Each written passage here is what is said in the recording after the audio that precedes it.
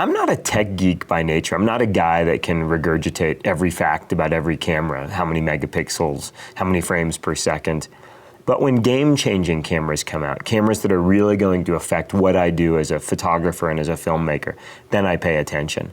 And that's, in all honesty, what the Nikon D4S is. It's a camera that really enables guys like me to spend less time thinking about the technology and more time thinking about the content. The three most meaningful improvements to the Nikon D4S are certainly full HD at 60 frames per second, auto ISO, and exposure smoothing while shooting time lapses. It was really cool to have the opportunity to shoot at 60 frames per second at full HD. A lot of the subject matter that Robert Beck and Dave Black were shooting was really fast-paced action. And when you play that back at 24 frames per second, the viewer really can't appreciate the speed and how dynamic these sports are.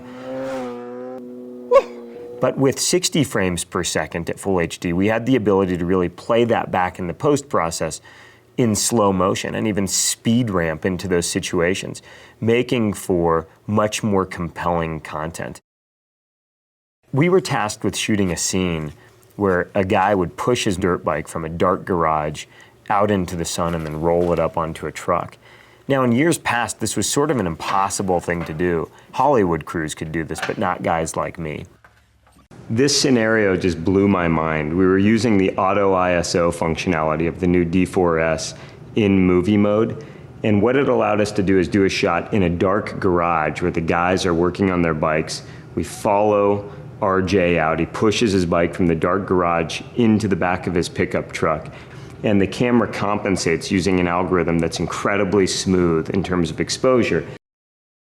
While shooting dedicated, we were really able to rest easy while shooting time lapses, because with the new exposure smoothing mode, we knew that at the end of the project, we wouldn't have to spend an enormous amount of time doing post work on time lapses to eliminate flicker and smooth out the exposure. It was done in camera. We were ready to drop the time lapses into our timeline. All of the research and development that Nikon put into the Nikon D4S, at the end of the day, benefits us, guys like you and I that are trying to tell compelling motion stories. So if you haven't already, go out and buy a Nikon D4S.